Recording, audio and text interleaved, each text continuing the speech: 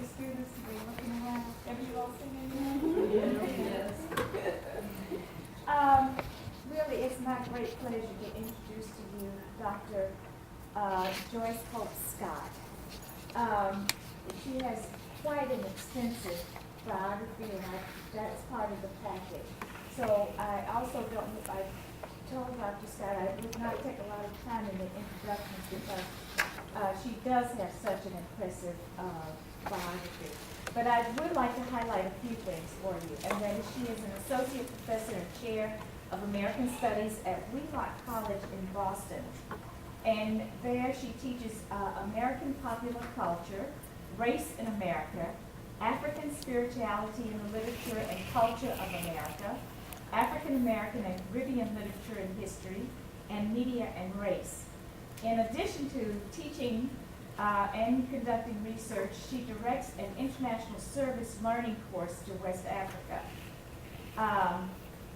She's been a Fulbright senior professor in Burkina Faso and the Republic of Benin, and she is the recipient of scholarship awards in scholarship and in teaching at Wheelock College. In addition to all of these, I think the biography will show that she's engaged in research. And there were a couple of topics that caught my eye. One was the construction of the black body in popular culture, and the other was decolonizing gaze, radical narratives of race and resistance. So I think we're in for a real treat this afternoon. And please feel free to ask questions and enjoy. Thank you so much, Dr. Jackson. And I have to say, it's a great pleasure for me to be here at Spelman today. I have such admiration for this college. And for so long, I wanted to come here as an undergraduate, but I couldn't afford it. So I went somewhere else. But I'm delighted to be here with you, my colleagues. And I'm thankful for the invitation. And I'm looking forward to a very good session of exchange between us. And so while I have some things to say and present, I would hope that you would just ask questions at any point, because it's my understanding that this is a workshop, and so I don't want it to sound like a lecture. But so we will move from there. I am happy that Dr. Jackson pointed out the last comment about the decolonizing gaze and narratives of resistance, because that's my approach, and I want to disclaim that right away, that I consider myself one of these decolonizing gazers, or at least that's what I try to be. And so my approach to teaching the diaspora, teaching my courses, is as a diaspora person, as a person from an African descended person who is in the diaspora most of the time anyway. And in that respect, it's of concern to me, though I usually approach this from the perspective of a humanities scholar and so on. And of course that includes film as well as literature and other sorts of cultural manifestations, music, etc., as ways of looking at how that decolonizing gaze or that resistance narrative gets transmitted and represented from generation to generation in the African diaspora. By that, essentially, I'm talking primarily about, though I realize it's not exclusive to the United States and to the Caribbean and South America and so on. So I just want to say a couple of things here that what you already know, at the risk of repeating what you know essentially, the sort of transcontinental national and local movements that has created the diaspora of African peoples is obviously the largest of its kind, this dislocation in history. And this sort of migratory experience begs the question, or helps us propose the question, relative to this trauma of exile, what is the role and process of remembering and reconnection? And how does that get articulated in something that we call the African diaspora? A number of people have wondered about this. Countee Cullen in What is Africa to Me, in his great well-known poem, Leopold Sedar Senghor in his Salute to Femme Noire, or The Black Woman, and others, obviously, movements that have presented themselves as a result of that. So in other words, the representation of all of this then becomes an issue. And so this, any aim at that type of repositioning and reclaiming of what this experience was like involves representation. So Edward Said talks about this act of representing others almost always involves violence to the subject of representation. Aimé Césaire talks about colonization, i.e. the process that ultimately has remained in place, almost immovable since the disbursement of people from Africa, as thingification. Others talk about it. Frantz Fanon talks about the European as only being able to become a man through creating slaves and monsters. Essentially, one of the things I say about talking about the black body, particularly the black male body, a slave or a monster in the construction and so on. So the other thing I want to say about this questions then about the scholarly process of a scholar, Torres Sayant talks about the remove of Africans into the Caribbean and into America, and he talks about the idea that we should question European and American-based thinking around the post-colonial studies, and he wants to introduce something that he calls the ethnic reader. For me, that sort of really captures the idea of the decolonizing gaze. He says, in that respect, for being an ethnic reader, we realize that there's already a body of knowledge created that should allow indigenous intellectuals to produce a counter-interpretive assessment of the regional, cultural, and other sort of artistic phenomena that's been created by people in the diaspora.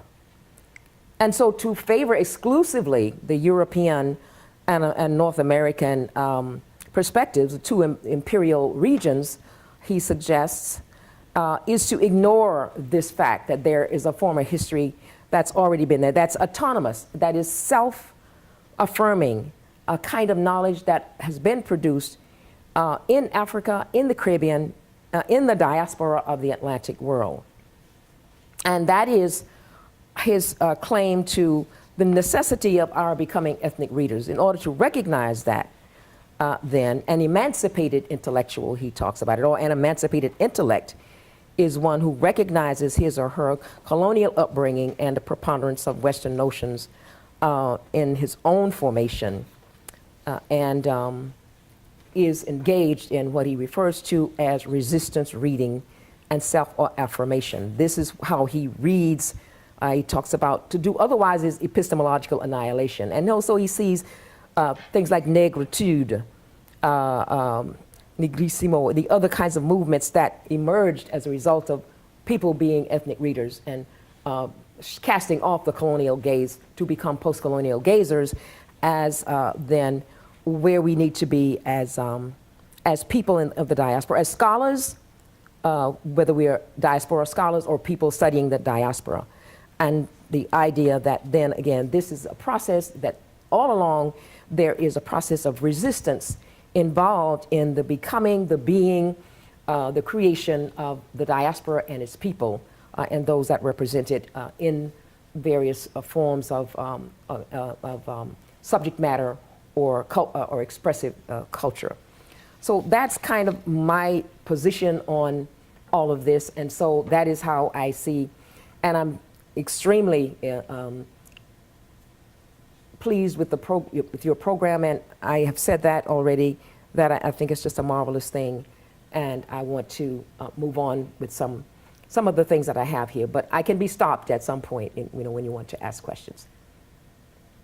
And just to give a definition, that obviously I've read the syllabus that you're using, and there are a number of ways that people define the African diaspora, the modern diaspora, and of course there are diasporas. And of course now you probably know already there is the statement from the African Union that talks about anybody being out of Africa as being a part of the diaspora, and that indeed some people have sort of modified that to talk about those of us who came from the people who were dispersed involuntarily here as the old diaspora, although maybe we're not so old.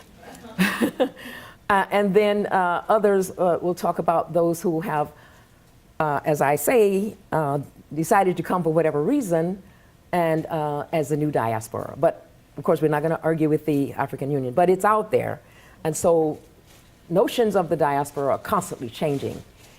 Naturally, we can find people of African descent anywhere. I mean, from Greenland to in Finland to Australia to Uruguay and Colombia, which is the largest, probably one of the largest groups of African descended people in this hemisphere, of course, outside of Brazil in South America. So we recognize all of that, and I recognize all of that. So what I'm saying here about a definition is basically this one, which comes from Colin Palmer, who says, despite the cultural variations and political other divisions among the people who are in this diaspora, that we share a kind of emotional bond with one another and with their ancestral continent, and who also, regardless of their location, face broadly similar problems in constructing and realizing themselves. I'd like to add to that that there is another undergirding, a kind of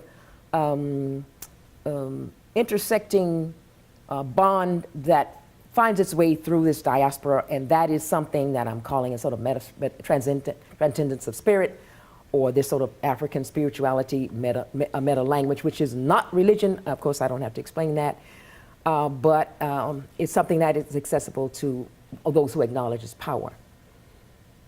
It reaches out in myriad forms through music and art, language, and appears in, as we'll see, the filmmaking, also in various other kinds of products and artifacts of the diaspora, emphasizes synthesis over category, commonality over individuality, universe over world, wholeness over separation. Affirms African descended people. It's an affirmative force, or ashe, as some would call it, intuitive understanding of our social, the social nature of mankind, and the need to accept all of humanity, and obviously African people as a part of that humanity. I teach a course called African Spirituality in Literature and Culture of America, and of course this is the approach that I take to that, and we examine this as expressions in a number of different ways. Am I being heard? Oh, okay. Okay. No.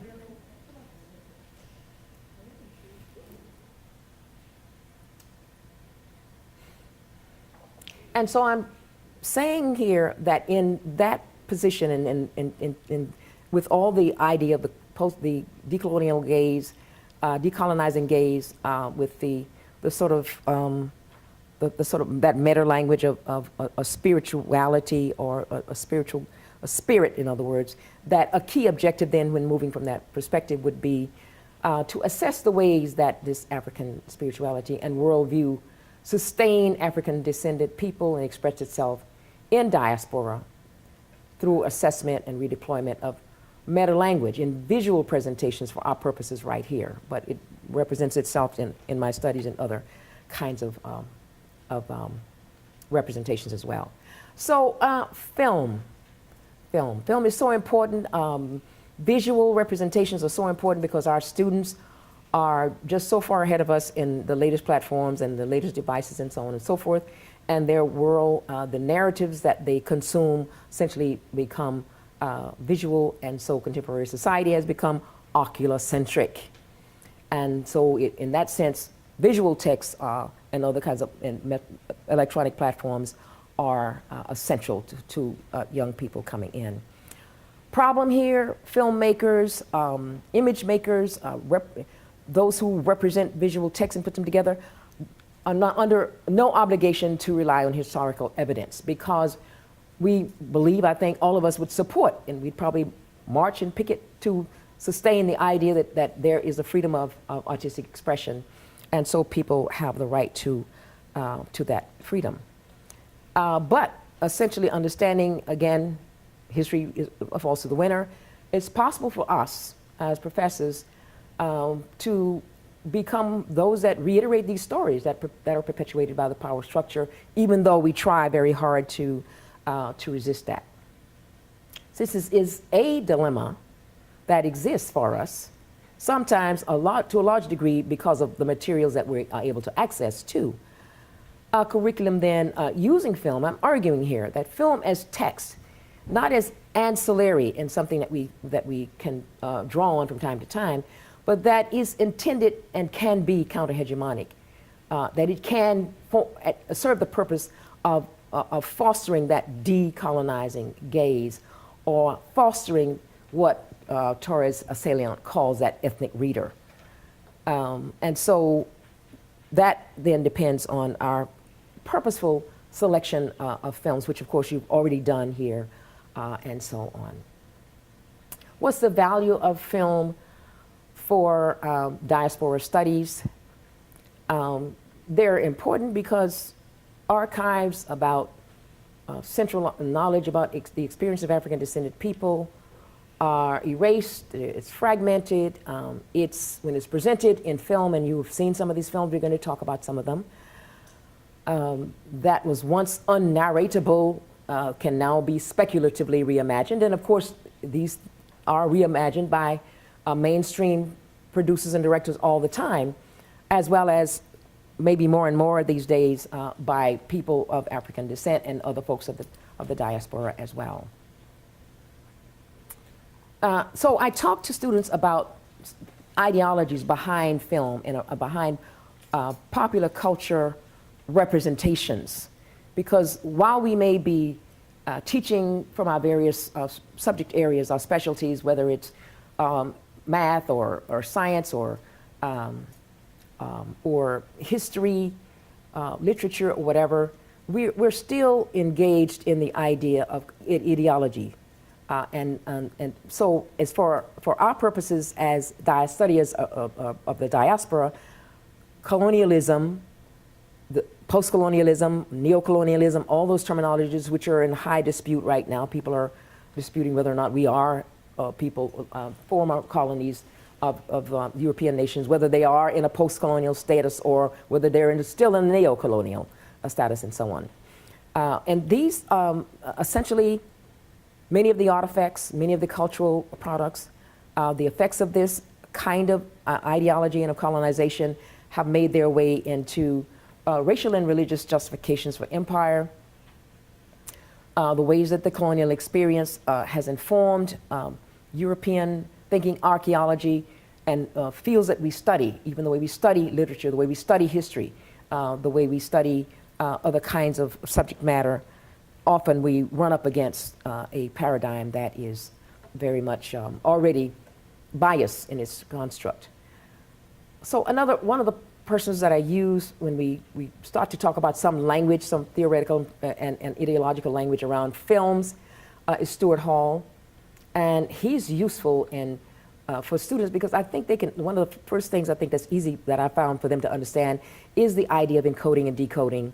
And he talked about it in terms of television discourse, but of course films are there in television as well.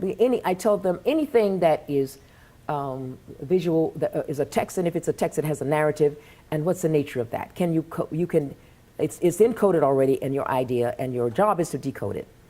So then what we want to do is talk about that when they write and so on, they want to talk about that kind of thing.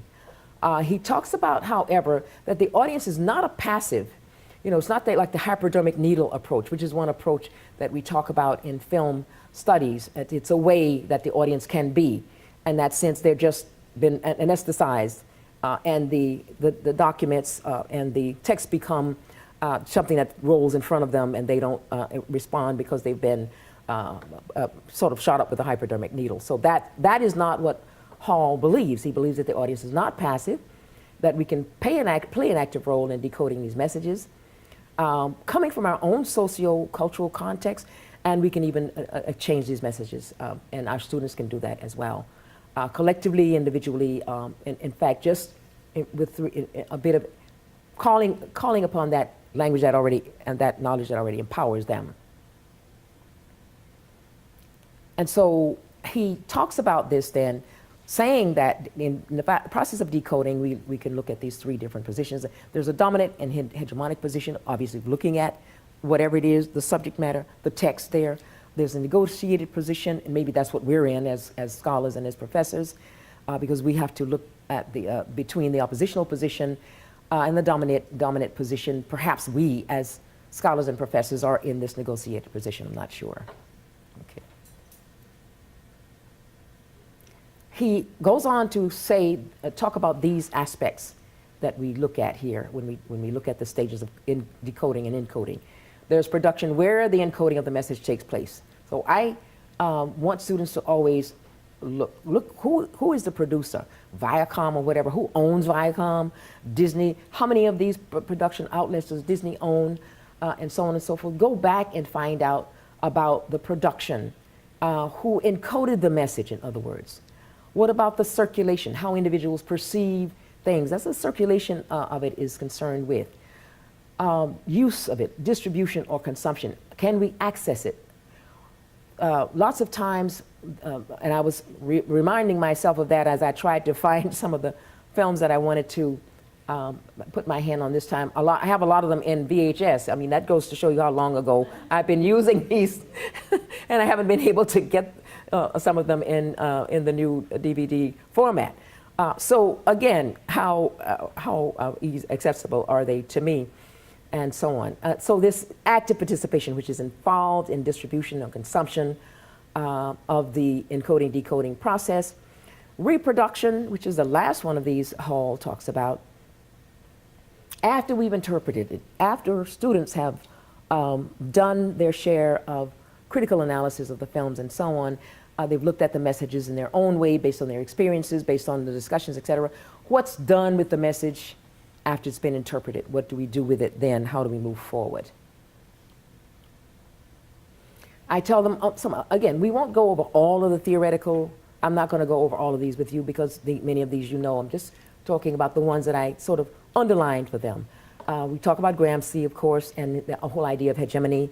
Look at, again, what that definition is: dominance of one social group or country or political structure over another, such that this ruling group or class requires some degree of consent. The thing about hegemony that's so interesting that students are always aghast at in learning is that we participate in it. Otherwise, it couldn't be effective. It's not purely by force. We're not forced into it. It's sort of like, you know, I guess then I throw in Foucault and this sort of his prison talk about the prison and the panopticon, in the sense that, okay, there we are, and we don't have to be patrolled at some point. We just operate sort of like robots and deal with it, deal with the hegemony, accept the hegemony, because it comes from this source or that source.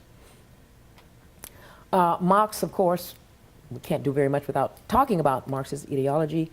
Dominant ideas in any society are those formulated by the ruling class, etc., to secure rule, and he's done that very well. And you, to some degree, I don't know to what degree you have your students look at these theorists and so on in terms of perspectives or critical paradigms behind decoding of the diaspora and so on.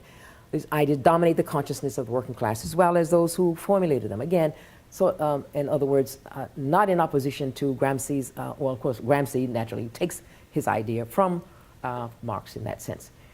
Then naturally, Foucault and his is another source that I use about the discursive conflicts, the conflicts of discourse, and the heteroglossic nature of discourse, of course, which helps if students follow that to talk about how that works when you're looking at discourse fields, the counter narrative, counter hegemonic, and the hegemonic construct. So it's a technique or action which individuals can engage in. People do not have power, he says. Rather, power is a technique. He talks about power as not being possessed, but being exercised. And then he points out, fortunately, and students can relate to this, that where there's power, there's always also resistance. So there's that dialogic, I guess, that Bakhtin talks about, that dialogic that goes on all the time in discourses that where people are in conflict. It's contention. Where film is concerned, I'm not bypassing feminism. I'm just looking at how Laura Mulvey, who becomes one of the first sort of key voices in this business of trying to deconstruct the way women, in other words, are represented, specifically in film text here. And she points out that that is to satisfy the male fancy because they're essentially, for the most part, it's the Hollywood film structured around the male gaze, and that is the idea that males view women as passive objects to gate, and they are, in other words, there to satisfy male fantasies, whether it's film or whether it's video games, which is another very important area that I look at with my students because even young children see those things, and they're often very horrible. This gets compounded where black women are concerned. Film experiences, one motivated by a patriarchal, it seeks to objectify women. Where black women are concerned, there's another layer of denigration, hypersexuality, which lends another layer of pleasure to this male gaze. Okay, and of course you have those who've talked about this. Claudia Rankine, in her book Citizen, she's writing about Serena Williams, talks about the treatment of that black body, how it's treated in white space, how it's commodified, made hypervisible, turned into a spectacle, which is not news. This starts out with the first postcards that are sent of lynchings and so on. We know about the black body that's thingified, as Césaire says, and turned into something, a thing of spectacle. So how does that happen in film? So how can students pay close attention to the narratives that come out of diasporic productions and so on? So now I want to talk about the pedagogy that I use here.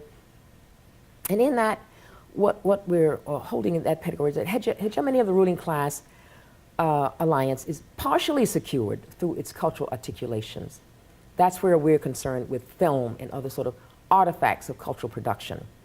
This is visible in many of the films we watch, and thus films about Africa and its diaspora can then become for us a site of interrogation of hegemony, imperialistic representations of blacks and other non-Europeans, how that happens in film. So points that we sort of summarize there: all films are ideological. History can be, history is a document, i.e. whether it's written in a book or whether it's represented in a film, some docudrama about Thomas Jefferson, all these recent docudramas about Sally Hemings and Thomas Jefferson and so on. This is somebody's who had the power to produce that, who can turn a 14-year-old girl into a willing partner of a 44-year-old or whatever. But I don't have to explain that to you. In other words, just one of the things that happens and gets repeated, replicated over and over again. And what's so, I guess, striking about it, and that I brought it up, is that it's another recent incarnation of that whole scenario. Obviously, intersectionality, where we're talking about women, and certainly the black woman as well, temporary images and so on of blacks in the diaspora.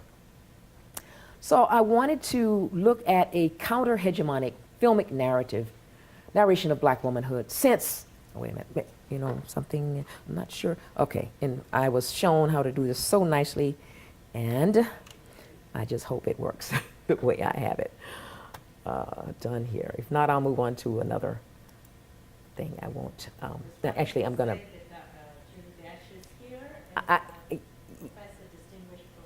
Right, I heard that, and I'm so delighted, but I'm going to pass that and come back to it and move on to this one.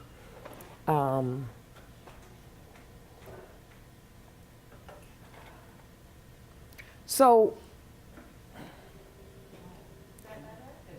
oh, that's better. Well, actually, I can see, it's not a problem. Oh, is it? Okay. Well, maybe you can turn on one of the lights or whatever. Maybe a light. The backlight can be on. Oh. You have to control it. It's up front. Is it up here? Okay, now I can't. It's up there. There you go. Oh, that helps a little bit.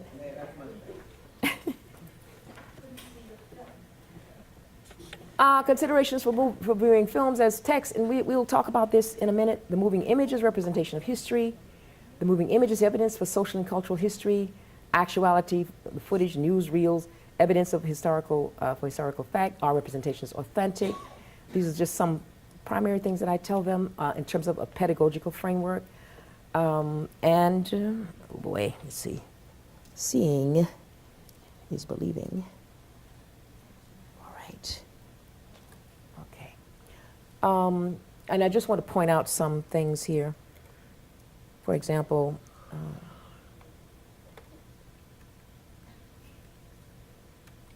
one of the examples that I wanted to point out here is this of representation, the help, which perhaps you've seen and read for certain.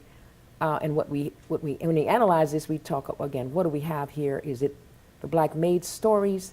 Again, black maids and black servants. The woman as servant to the master class or to the colonial, post-slavery colonial masters. That is a constant feature of the relationship between African descended people and European colonial masters, whether it's in Algeria or in Brazil or Mississippi or France. Okay, so to have a story about black maids is not a bad thing. It's an honorable thing, and it is something that's very, very important.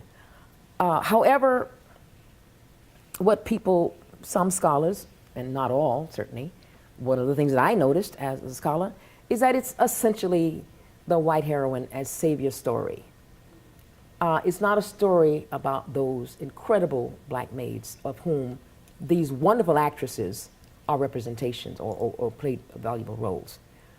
They're invaluable roles in their community as sort of spies in the Algerian-French War, or as leaders of the Montgomery Montgomery bus boycott, and other roles that they played in the civil rights movement here, as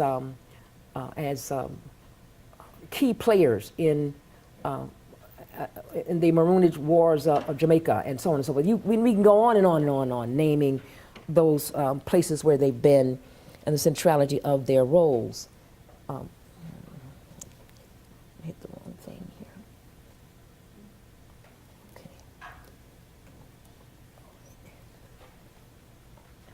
So then films that deal with that, or films about Africa and diaspora, these sites of interrogation can be important, and these films that are incorporated, they incorporate the decolonizing gaze. Those that incorporate that decolonizing gaze are the ones that we want to legitimize, as well as the ones that also embody that, like The Help and many other examples. So one, and I do believe this, if it's not in order, I'm going to find it anyway, and then I will talk about it. One of the documents that I want to show this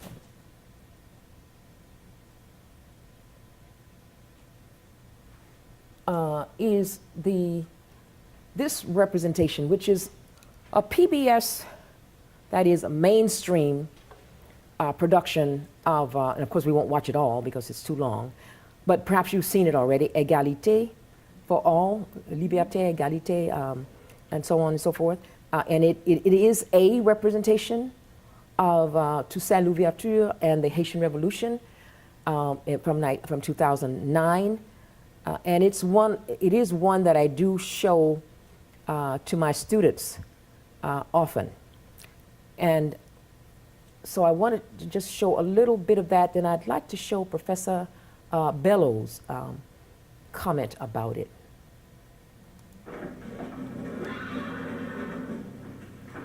I am Toussaint Louverture. My name is perhaps known to you. He was called the Black George Washington.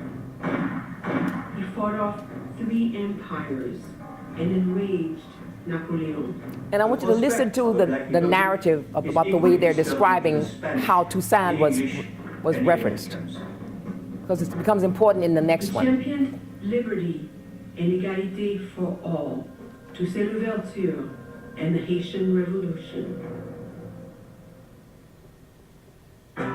This program was made possible by the Corporation for Public Broadcasting and by contributions to your PBS station from viewers like you. Thank you. Slave owner Stanislas Saint-Fouage explained it as rational management. Just skipping through a little of this. Slow punishments make a gradual impressions and quick or violent ones. So Rather than 50 lashes and the minutes documentary 25 lashes wants to underscore the violence of the French toward the Africans, and the captured Africans. Is this working? The accounts about the tortures inflicted on slaves are often horrifying. Legs cut off or arms cut off, amputations for runaways, rubbing hot powder or pepper and so forth into the wounds. Slaves. So it's me you're not hearing? Oh, okay. So you hear me now, though? Ah, okay. So maybe that's too loud. Well, anyway, so I won't try to talk when that's being shown. I'll just shut up and let you watch it. Be hung and left to die.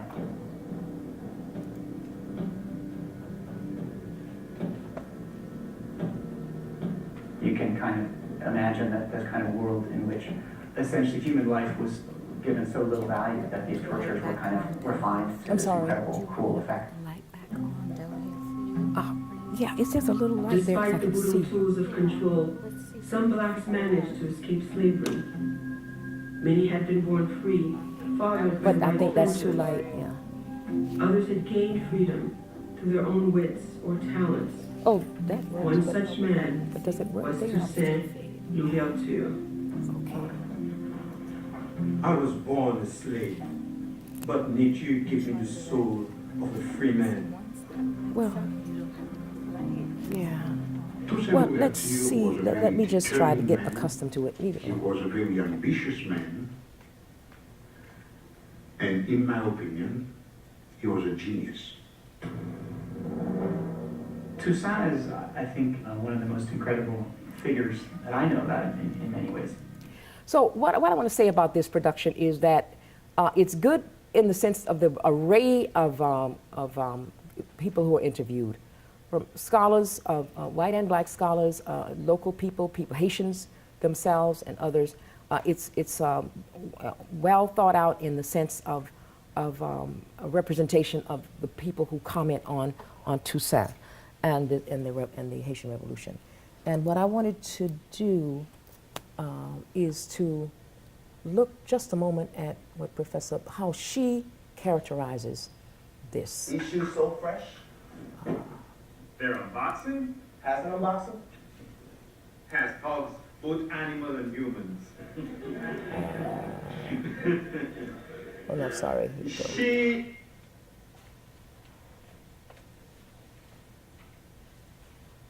Well, actually, Haiti's revolution did not begin in 1791.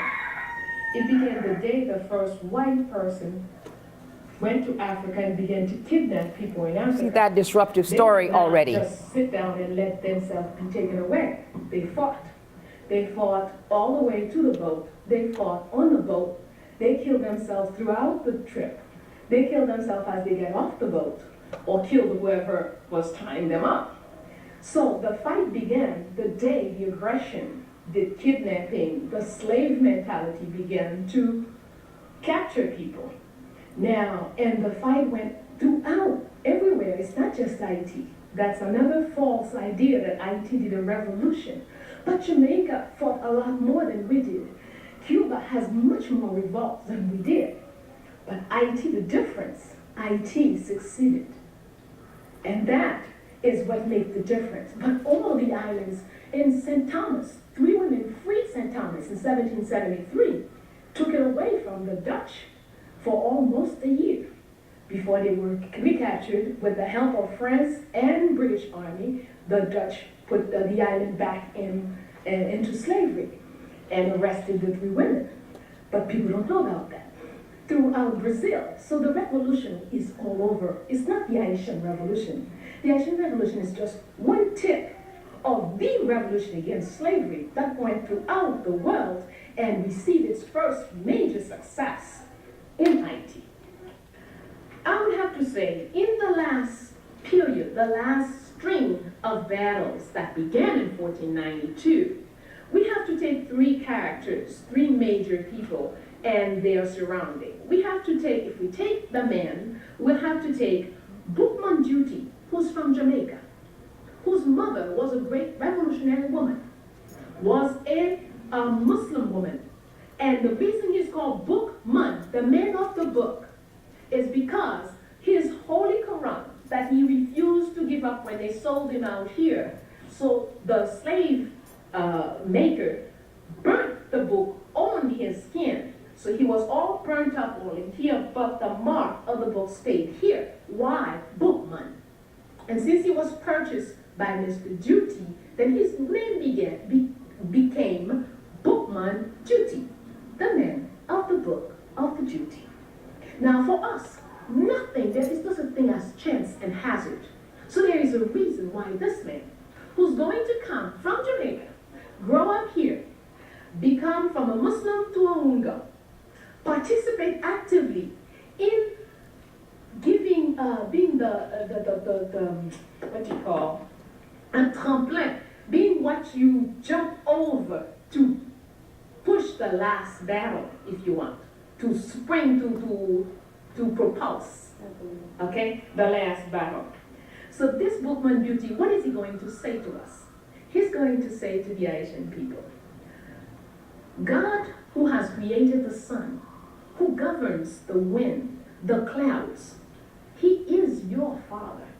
And he demands that you put an end to this thing here. You must avenge the wrong that has been done to you. Now, we have no other word from Boukman but that one speech that he did on August 14, 1791. So this is the man who brought the word, the clarified word that must be materialized. Fine. And of course, with this, a whole string of fighting and activities begun towards the final march for freedom. Now we're going to go to step 2. We're going to get to a man called François Dominique Breda. Okay. Bon, the word François. François means that which belongs to, is relative to France and its people. He gets rid of François, we find him Dominique Breda. He continues to fight, he gets rid of Dominique, and we find him Dominique, which means born on Sunday. And we find him Toussaint Breda. And he gets rid of Breda. As he comes to full knowledge of who he is and take his role as the one who opens the way and traces the road to independence, we find him Toussaint Louverture. Toussaint, the one who has the powers of all the saints, Louverture, to open the way. Okay, so you see the very, very different rendering of this history, using, as I pointed out before, the foundation of the African spirituality, which she wants us to understand is the thing driving this revolution. And even Boukman Duty coming from Jamaica, it's all a part of a plan that is spiritually connected. And the names of Boukman and Toussaint, in other words, as she renders them, as the Haitian people interpreted them, because she's giving their perspective here, not the PBS perspective, is how they see these two revolutionary figures. And that is why, as films, as documentary films from diaspora, produced at the level of diaspora, why they're important to render that counter-hegemonic and decolonizing gaze on the Haitian Revolution.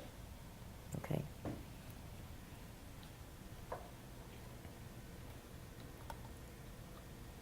Get this closed.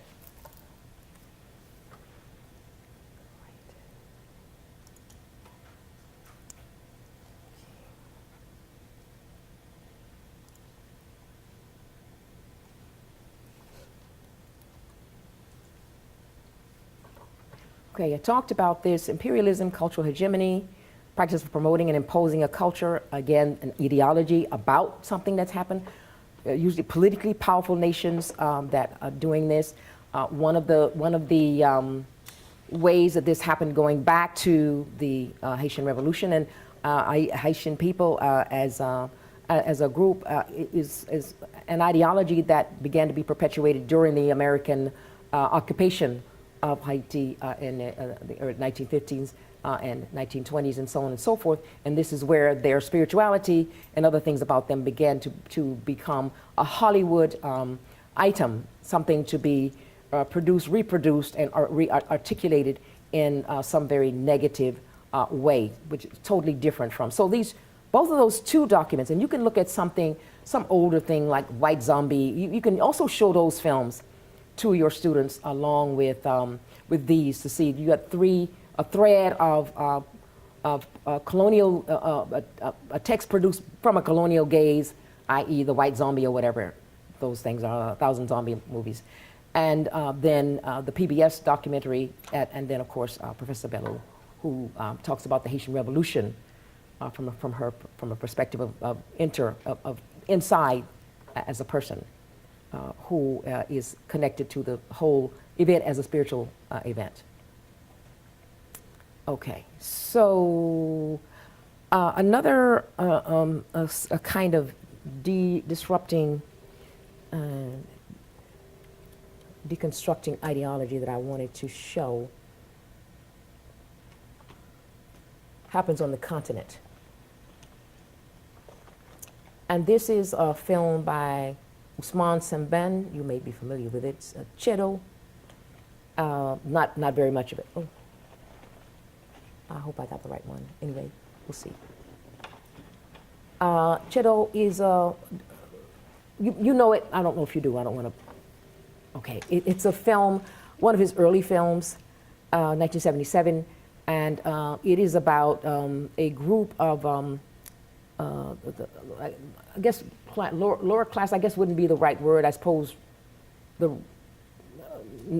non-elite people, the Ceddo, who are in opposition to the encroachment of Islam and Christianity.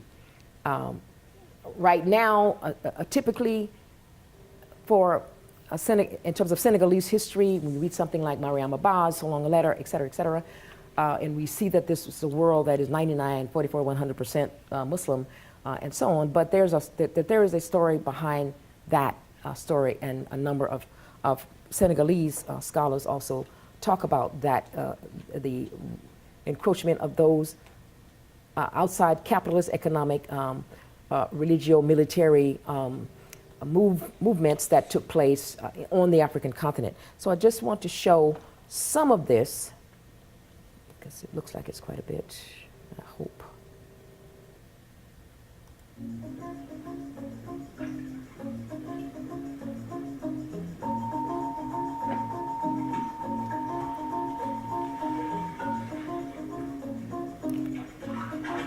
And if you look at some of the questions I have for you on this one,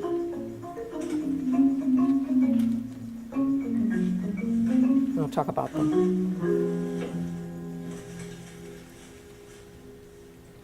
So what's happened here is that because they're against the encroachment of Islam and the Imam and the white slave trader, they have captured the daughter of the king, and they're holding her, Yassine, they're holding her prisoner, captive, to bring pressure to bear on them, to stop forcing them to become Islamicized or Christianized or whatever. And of course, this is an aspect of slavery that we don't often talk about, the trans-Saharan slavery, and that is the Muslim slave trade, which goes all the way, and there are documentaries that you can get on Africans in Iran and other places also. So depending on how far you want to spread the diasporic conversation in your classes in terms of getting documents, getting visual texts that help elaborate a broader picture of where Africans went, other than just here in the Atlantic world. So this does touch on to some degree, the trans-Saharan slave trade and the Muslim slave trade, which began before the transatlantic slave trade.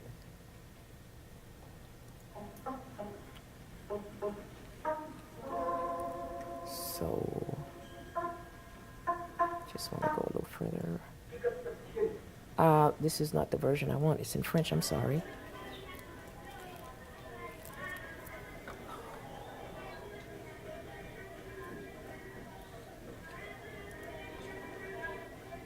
Okay, I'm not going to belabor it because it's the French version. I'm sorry about that.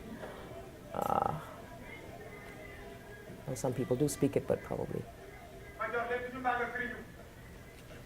But it's Simban, Ousmane Simban. It's in Wolof, as all of his films are, and it was not allowed to be shown in Senegal. It was banned from Senegal, and he actually got a lot of flack about his criticism of the Islamic encroachment onto the Wolof and other people of Senegal. This was just not according to the protocols of the colonial politics, and that was his problem. But he got in trouble with all of his films, so he didn't really care. For the most part. These are, again, terminologies, and we can pass over these that we use. Different types of colonialism, media imperialism, structural imperialism, electronic colonization, ideological imperialism, and so on, economic imperialism, etc., these kinds of things. So I talk about that a lot, and that is obviously something that we can't avoid doing in a program like this. Stuart Hall, Politics of Signification, and I want to look at this one. It has to do with cultural traditions and identity as a referent, cultural traditions as a referent for identity. This one, Pieces of Identity. Okay. It is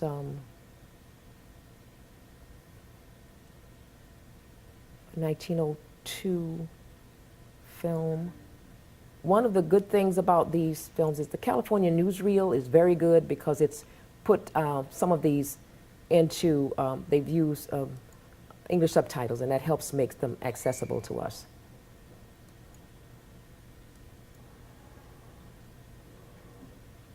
So let me just say, this story it's a film about a Mani Congo, who is the chief or king in Congo. His daughter was sent with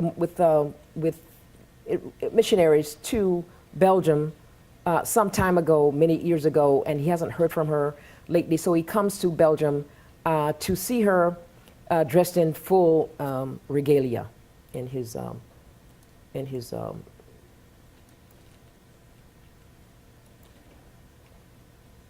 clothing as a king. Identity piece or pieces.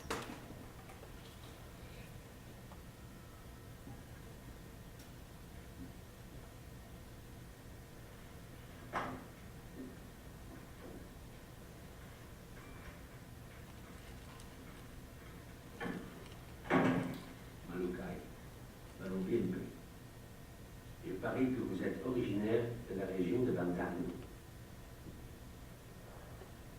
J'y étais le dernier administrateur colonial. Monsieur Joseph, c'est moi. Vous habitiez à côté de la plantation de Monsieur de la Culture. Eh oui. Et de mon temps, c'était le roi qui portait ce chapeau et ce collier. C'était mon père. Il est décédé il y a bien longtemps. Je rêve maintenant sur le nom de Manicomo comme lui. Et mon père m'envoyait chaque semaine du personnel pour l'entretien de la villa, du jardin, et pour me porter au petit boy. Oh, et la ménagère. This is colonial gaze, decolonial. This is perfect. Non, mais je crois qu'elle m'amène sincèrement. Tu vas laisser vivre? Pas tellement. Je sais que dit le roi Kinshasa, elle ne s'est pas mariée depuis ton départ. Et son frère Lita était un grand commerçant chez nous, il va souvent à Kinshasa. Alors, passons aux choses sérieuses. Alors, qu'est-ce qui vous amène chez nous, Mani Congo? Je viens chercher ma fille, est venue étudier en Belgique il y a bien longtemps. Depuis quelques années, nous sommes sans nouvelles. Pas une photo. Cette photo que j'avais d'elle, mais qui j'en ai mon portefeuille. Il m'a volé mon portefeuille. C'est pas drôle.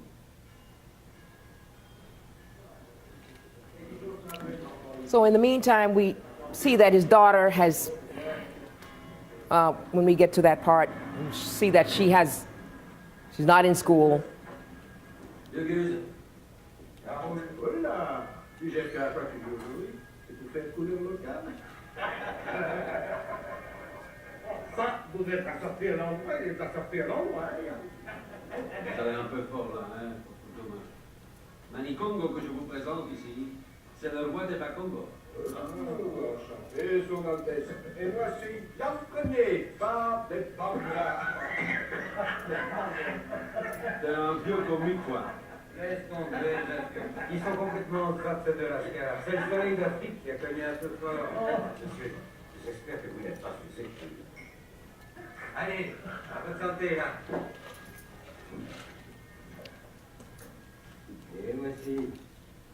Alors, Primo, toi qui es spécialiste. C'est des vrais petites choses, cette histoire. Avec le père Dons de la mission catholique, mon père avait imposé la règle. Il engageait que les indigènes baptisés. Il leur disait que c'était ah ouais. Et Jean-Baptiste, faisait du feu après. Ça fait du bon matin. Joseph ne les brûle pas et Joseph... Now it's the Africans themselves who build fire with them, not the colonists. Vous avez compris avant tout le monde. C'est quand même incroyable. Quand on pense à la valeur que tous pour l'Afrique.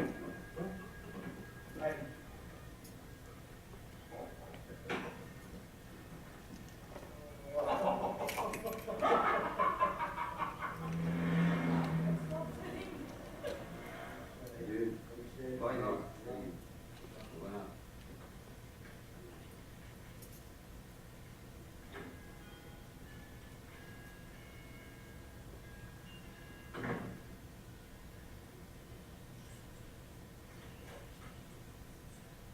Nous remontons dans une semaine. Le verre est dans quelques jours. En manigef que vous avez présenté, j'ai tout de suite compris que vous étiez un vrai roi. Les fétiches que vous portez sont superbes. Et mon vrai métier, c'est les antiquités. Je ne dirais pas le par quatre chemins, mais combien en mieux. Mais monsieur Joseph, vous l'insultez. Vous savez ce que vous appelez les fétiches et les inégalités de notre dynastie. Si vous n'étiez pas l'ami de monsieur Joseph, j'aurais fait une bout de la Bible. Eh, excusez-moi, papa. J'ose croyais simplement qu'au pays, vous pouviez en fabriquer d'autres. Je peux vous prêter de l'argent si vous en avez besoin. Venez dans mon bureau, on va manger ça.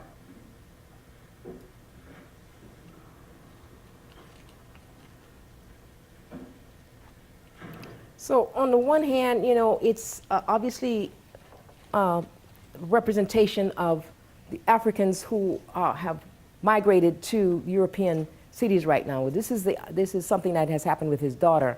And here, the interplay of post-colonial master, former colonized in Belgium right now, where he's being insulted and his identity is being called into question. Right now, because he's lost his passport, these are his only marks of identity, but they're not valid enough for anybody to take seriously because they're just perceived as fetishes. You know, he's just decorating himself. The real meaning of all those cowries and the value of those cowries in the past dynasties when they were, and his ancestors would have worn them, they totally escaped them because he's not aware of it. But the story is very elaborate because now his daughter is friends with this man's, Jaffe's son, which he doesn't know he has. It's quite an elaborate story. He's got this mulatto son who doesn't know who his parents are. He's lost. He's searching for his identity in Belgium. So it's about this. It helps to foreground the struggle for individual and self-affirmation as a member of the diaspora, as a person cut off from one's roots from one's origin, this particular film tries to make that clear without any kind of apologies for the Ngouria who won the Etalon for this piece. In fact, in Burkina Faso, he won the Etalon in 1998 for this film as the best film of the year, and so on. So missionaries are taken to task. The Belgians are taken because we see the police brutality again against the roundup of people for looking for their passports, where's your identity card, etc. This is why he calls it identity pieces, and so on and so forth. And so obviously it's a sharp critique of what's happening in Europe at the time, where you've got this crackdown on the people coming in and so on. Another one about heritage, I think it's one that you look at on your program, is Keita, the heritage of the griot. This is a film by Dani Kouyaté, actually, who is a friend of mine when I was in Burkina Faso when he made this film. Again, he also won the Etalon when this came out because, again, it was it's focusing on history. This young boy, Mabu Keita, doesn't know his heritage. And this is so much, even though he's a Burkinabe, he has no idea what the name Keita means. I hope this works in English.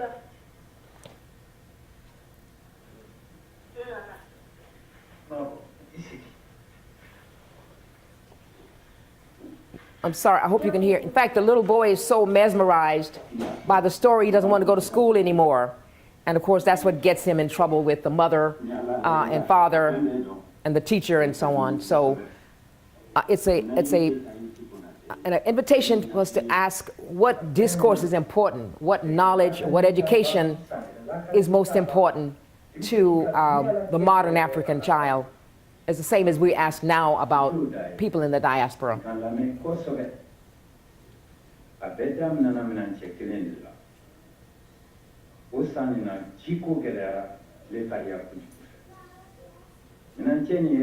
And it's a tradition of oral storytelling that he reclaimed, Dani Kouyaté reclaims.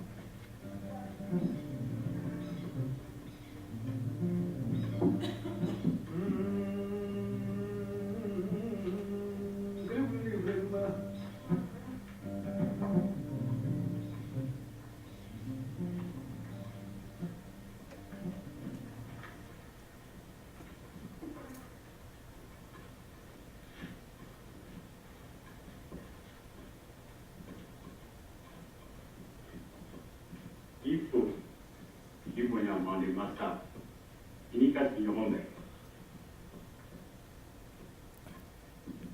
Yusuko fera autant marin. Indigane Sima, en Panagala, Pristin, Ibunyaba.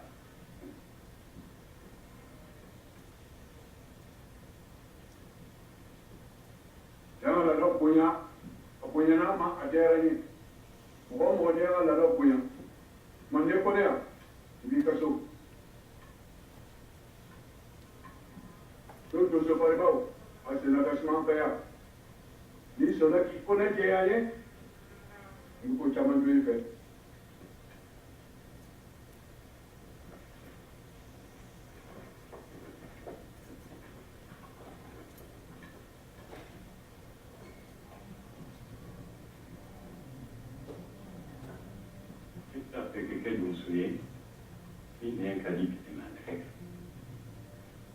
Karamɔgɔ ye sira min yira sababu y'a la ni kolon fila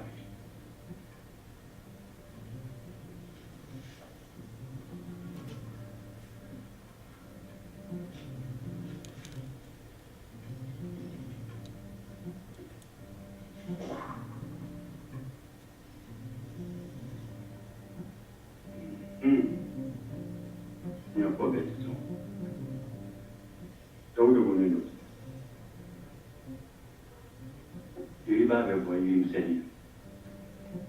Et maintenant, il est où?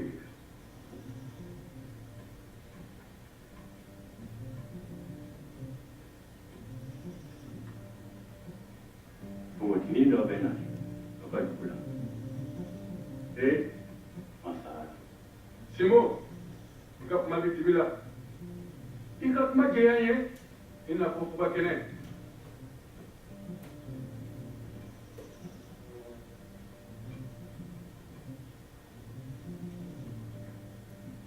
Nyamba, quand tu es joué, Diriba, va commander Massaï. Avec quelqu'un qui a fou. Avec des numéros, vous devez demander bien ça.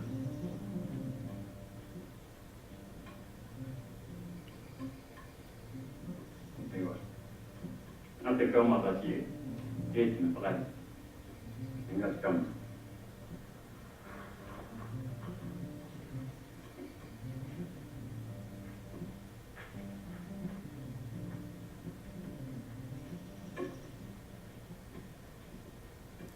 So if you know the story of Sundiata Keita, then you know this is straight from Nyan's book of how the story went, that the consultation on the fact that Sundiata would be the king, et cetera, et cetera. Okay, so the questions that I had there for you about authenticity and so on, what makes it authentic? What makes it, and is it authentic? What about the production of it and so on and so forth? It is, obviously it's not in English, so. Is there an extra copy of what I wrote? Oh, I'm sorry. I'll give you my copy. Questions.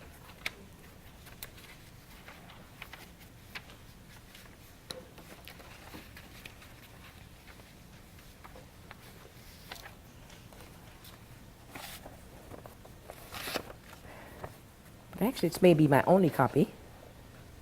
What is being represented? Yeah.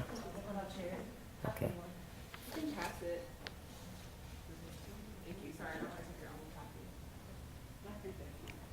copy. How is it made to seem true? What these? Are these questions that are useful for you, for your students? You think? How might you use this? Whose representation is it? Obviously, Danny Kuyati's. That's clear. Who is the filmmaker? But beyond that, yes, ma'am. Was that a question or comment? I was wondering if you asked the question about authenticity. Seems to me in film representation, there's a lot of attention given to appearance, in terms of what is represented. What would be most useful is getting to the root of the cultural sensibilities, those things that are not apparent. Mm-hmm. How do you get that to be actually reflected in what appears? Mm-hmm. So that negotiation Right. between the filmmaker and the subject. Exactly. Yeah. And of course, the first way we authenticate in that particular film is looking at the clothes. Okay. And you saw that the people were wearing the Bogolon Fani. And that is the cloth of or mud cloth, as we call it over here. That is Manding. That's Manding, absolutely. Also, the hat, the style of the hat that he wears identifies him as a gilet, not griot. And that's the term they want us to use. And his horsetail or whatever also identifies him as a priest or a person, not just a hunter. Those are some other characteristics there. Where they're sitting is under the togona. It's not, some of the togonas are very hard at the top. One of the reasons they're built low like that and everybody has to sit down and bow down because nobody's supposed to jump up in anger and run away. We're going to all sit here until we resolve whatever the situation is. And that's why the Togonas were built low that way. That's another factor. But you find it in Senegal as well as wherever Mande people are, you'll find that those representations. And so I guess I'll just ask, at whom is the representation targeted? How do you know? Who is the target audience for this? Who's Danny Kouyaté? You know, who's his audience? Whose gaze is this for, essentially? You know, when we talk about the gaze.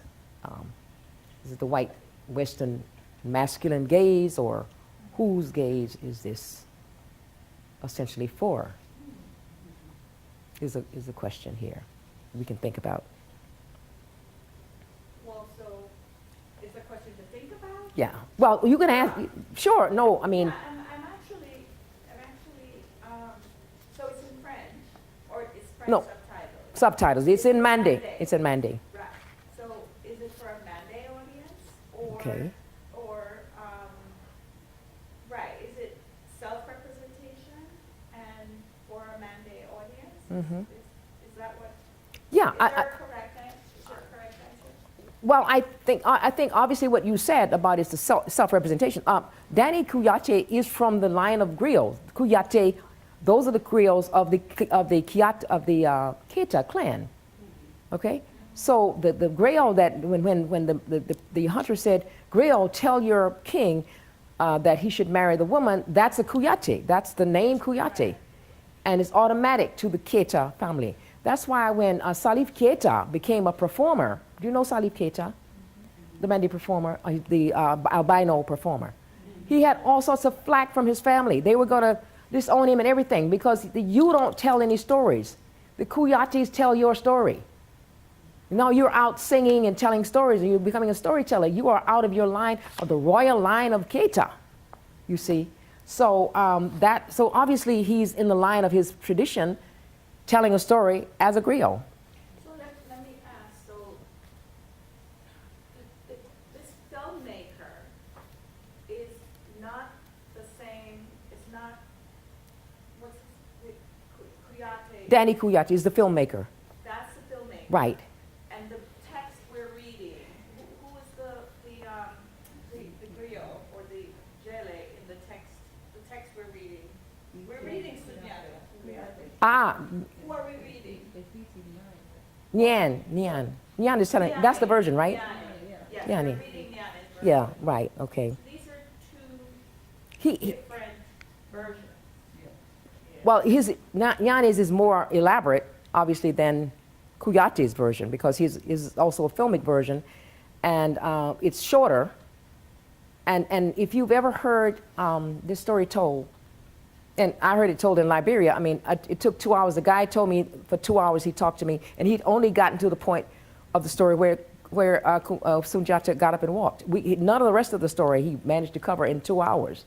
So then I had to say, oh, I'm sorry, brother, but I've got to go. Right. Do you know what I'm saying? So it depends on who's telling the story. Right. And so it's always going to be that way because it's an oral tale. But that is what, you can emphasize that. I mean, we emphasize it with our students.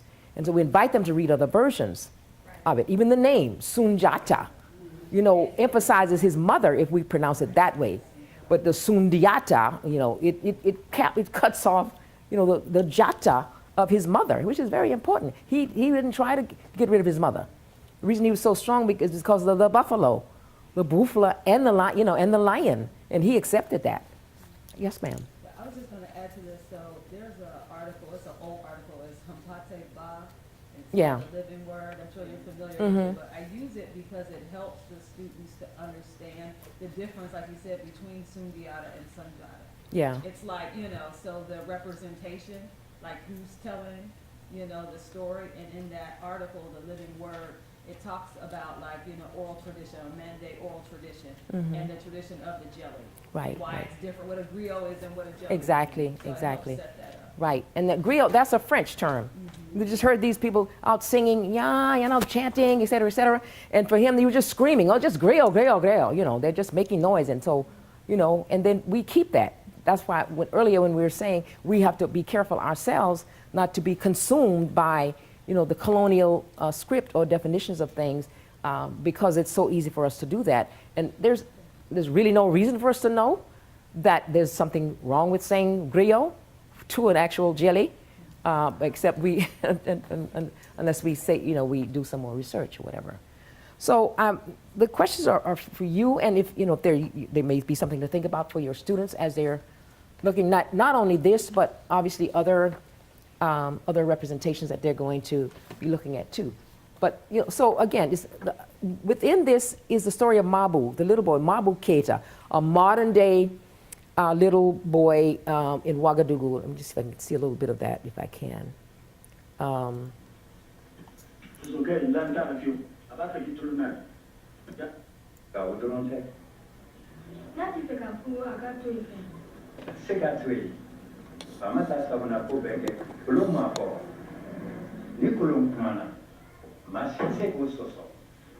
Okay, so there's the father, a fonctionnaire, somebody who works for the state. This is a typical Burkinabe home of a middle-class family.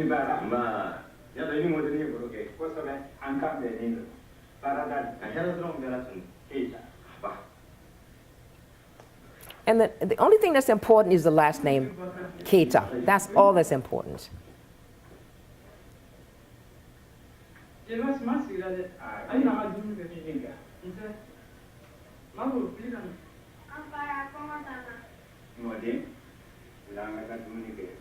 Essentially, he's only going to do what the jelly tells him.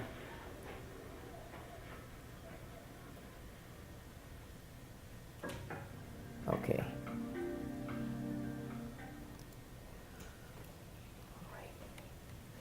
Okay, so that's, again, talking about identity, which is one of the questions, one of the issues that you have for students to entertain in this class. And then I just wanted to pick out another one. I'm trying to move across the diaspora a bit. I'm pretty sure you may be familiar with this one. Rizan Palzi's Sugarcane Alley, which I am only able to get partially as a trailer.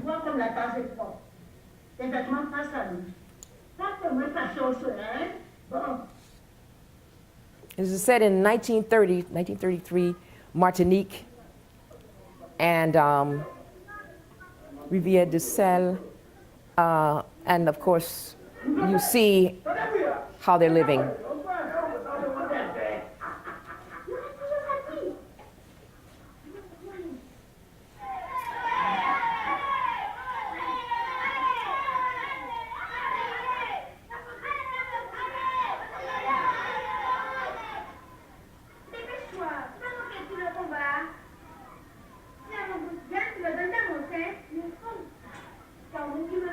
Again, representation and authenticity of the diasporic experience. That's what we're looking at.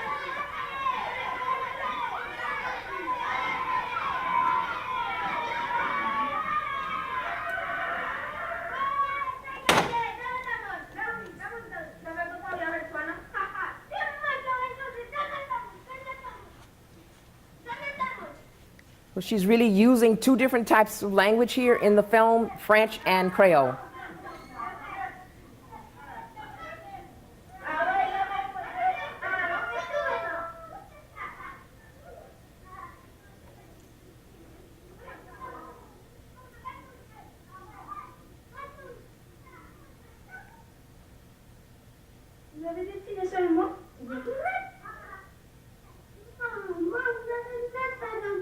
Hier soir, on a mangé une banane avec gueule de cochon.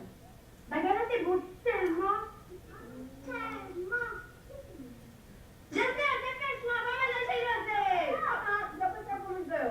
Je vais la farine de manioc avec de l'amour. Attends, laisse-moi José. Allez, laisse-moi un thé. Allez, non.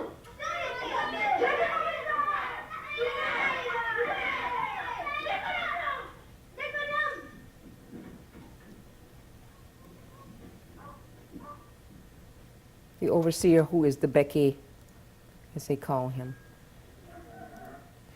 And one of the things she said about this film, she also, made the Dry White Season, you probably know something about her work, that she was trying to show the importance of the black grandmother, the Caribbean black grandmother.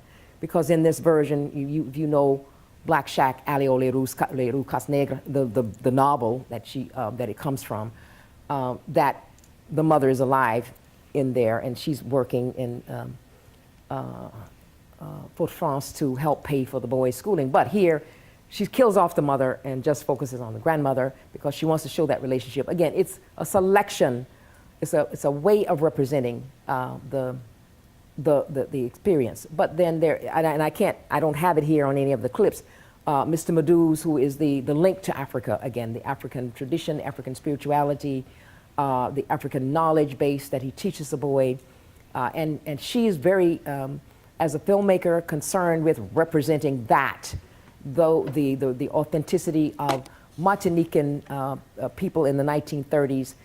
The setting is, even the introductory, the sort of sepia photos that she uses, so much to try to make an authentic point of view. The children are all regular children. The only person that's a professional is Jose.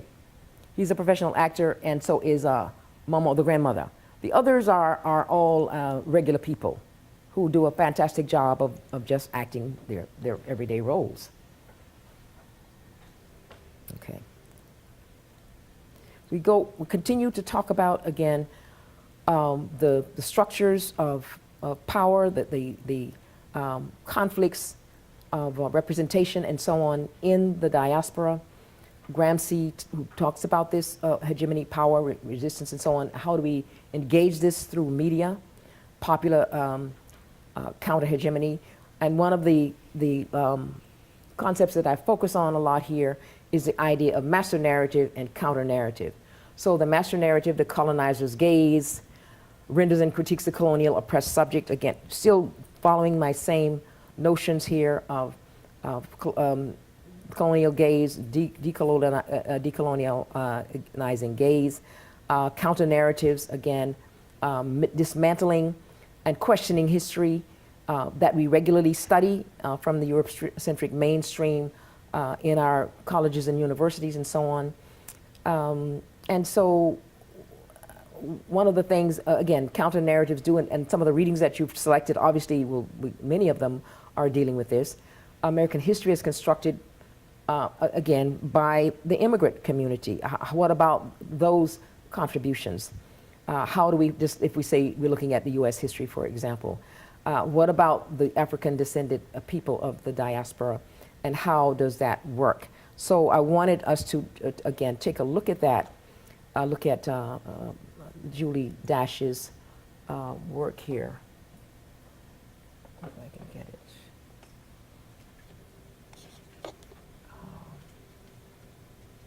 I'm going to have to.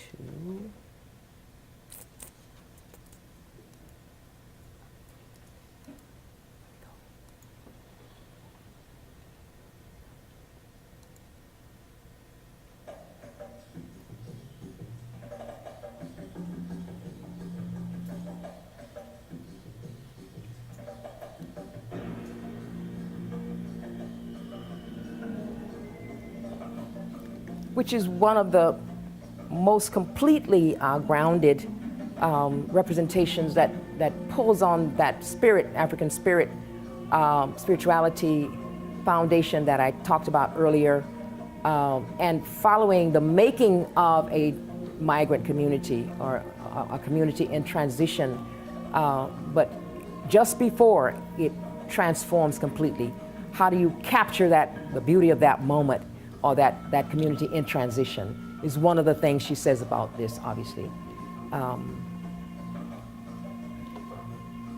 And it turns on a myth, a legend, obviously, that's well known in the Gullah Geechee community, and that is the legend of the Igbo slaves who walked on water. Sometimes I use that, and also Toni Morrison's Song of Solomon, along with Paul Marshall's Praise Song for the Widow, because they're both turning on these myths of of the diaspora and so on and so forth, or flying Africans, Igbo who walk on water, and that there's actually, well, you know that already, an Igbo landing actually, or in South Carolina, so it's not something that she made up.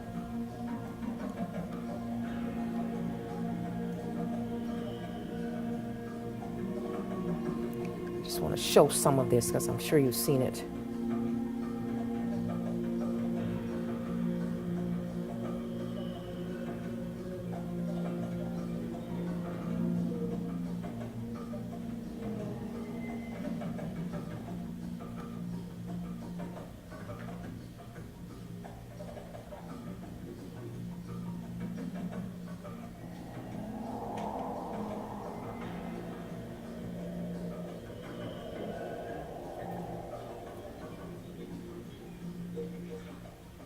I am the first and the last. I am the honored one and the scorned one. I am the whore and the holy one. I am the wife and the virgin. I am the barren one. And many are my daughters.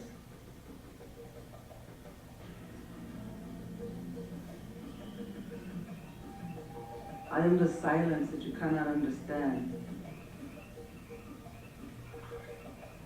I am the utterance of my name.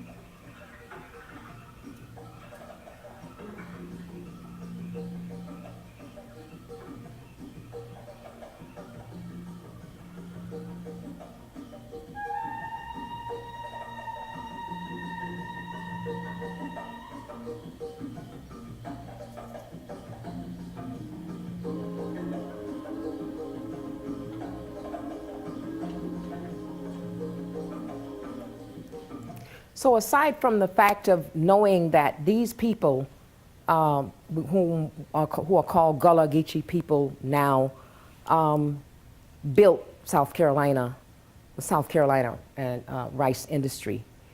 They dug the canals with their hands and the tools that they made, that those waterways that you see running through those islands and so on and so forth, that made a rich kingdom, a rich empire.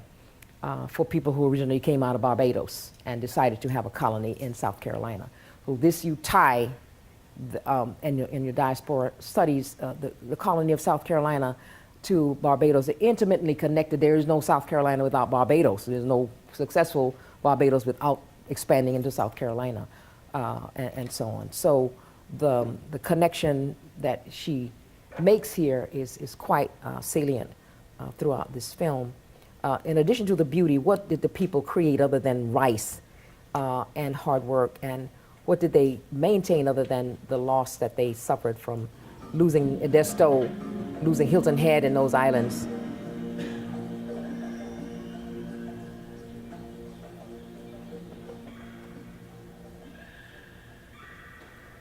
So I wanna. And she wants it clear to understand that yes, the people came with their cultures, and they came with many of them were Muslims as well. There's studies out now that show that large percentages of Africans who came were already Muslims when they came here. So this is a piece of the scholarship that's going on already, which you can, obviously it's interesting to follow in terms of studying about the diaspora. See if I can get ancestral connections. I know my great-grandmother had it all in her pocket. You all can walk it up. Never forget who we is and how far we done come. I believe here. I don't have no other choice. Eli, there's a thought, a recollection, something somebody remembers. We carry these memories inside of we. Do you believe that those hundreds of Africans from here on this other side will forget everything they once knew? We don't know where the recollection comes from. Sometimes we dream of, but we carry these memories inside of we. What are we supposed to remember, Nana?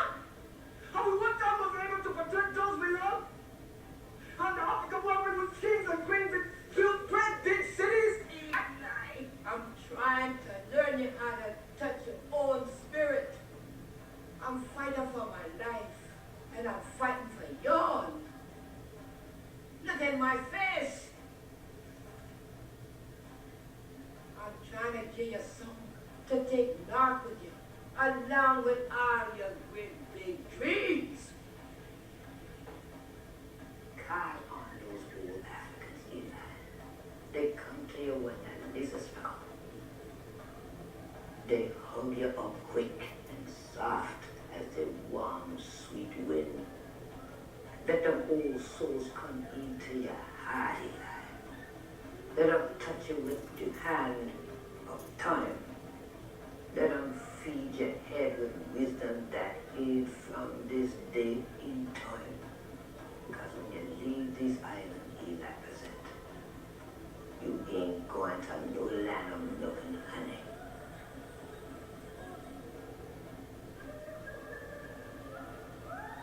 Eli, I'm putting my trust in you to keep the family together up north.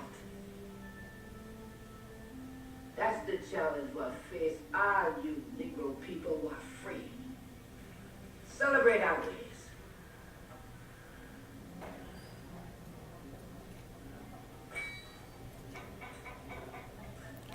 So later on, as a as this child of Ogun, which he is obviously, in the scene where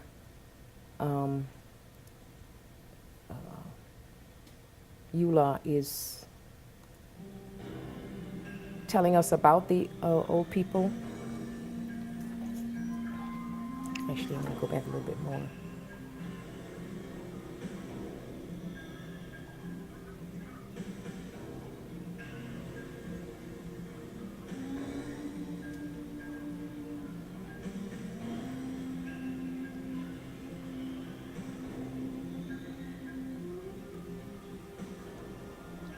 It was here they got him. They took him out the boat, right here, where we just stand. And the story gets passed on to the child even before the child is born. Nobody remember how many of them it was. But there was a good few according to my great grand. She was a little girl at the time.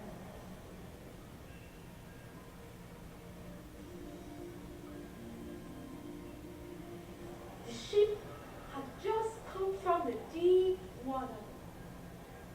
Great big old ship would sail. The minute those Igbo was brought ashore, they just stopped. Take a look round. Not saying a word, just studying the place real good. And they seen things that day that you and I don't have the power to see.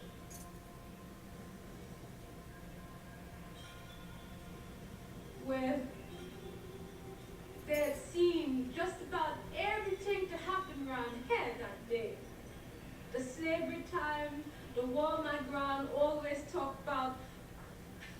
Those Igbo didn't miss a thing. Even seeing you and me standing here talk.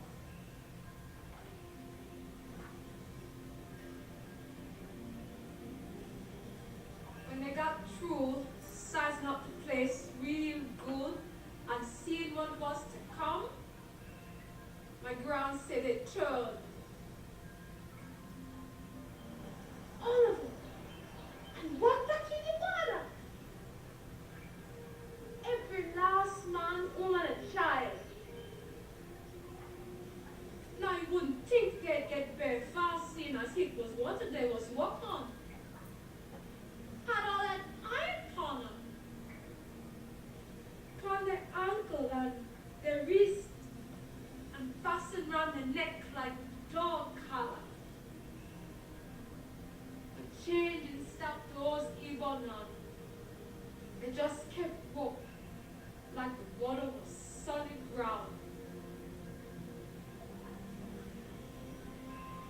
they got to where the ship was, didn't so much as give it a look. Just walk right past it. 'Cause they was going home.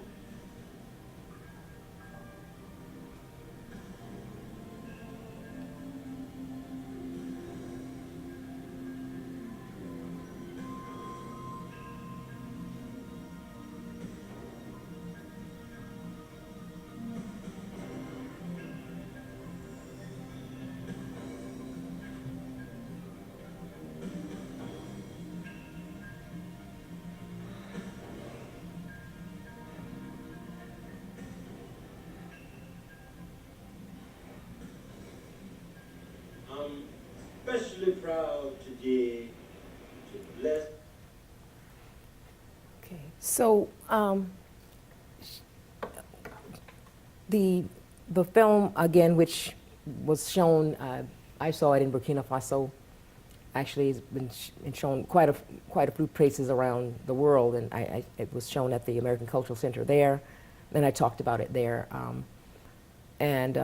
in Benin, when it was shown, obviously the people pointed out to me all of the, the spirituality that was there. And of course, Julie Dash knows this, obviously. It's not something that she didn't know about herself. And it's as I was saying earlier, obviously a diaspora filmmaker who has decided not only to render the black woman in a positive, non-hypersexualized fashion, but in a beauty, so to focus on her beauty, because the camera is constantly on the beauty of these women, but they're not highly sexualized and or denigrated in any way or fashion. Their language, their movements, their mannerisms are in the camera. The camera has decided to linger on them, and that is to validate them in a very, very profound way. So again, that would be a difference, obviously, that we see between maybe a non-diaspora, a person not from the diaspora who is showing a film or of this nature, and one that is someone who is engaged in some other fashion in trying to represent Africans of the diaspora. Yes? Is there one that would could easily exemplify, without getting too complicated, like to easily exemplify the difference between this black feminist gaze and the masculine gaze? A black masculine or just a mainstream? Mainstream, like from the colonial perspective. Yes, Zika. There's plenty, of course, but is there one that comes to mind? There is one that comes to mind, Zika. I don't know if you know it, Zika, by Carlos Diego. It's Brazilian. Okay. And I couldn't get my hand on it. Xica. Yeah, it's one that immediately comes to mind, and the whole rendering of her, she's just the sexual. She's just a sexual object, or a person that white men they're incapable of controlling themselves over. They're just calling her name all the time. The only thing is when she walks down the street, obviously she's wearing the period clothing, but the body is moving in a way that's very sexualized and so on and so forth. And I looked at it because the name Zika is also a name of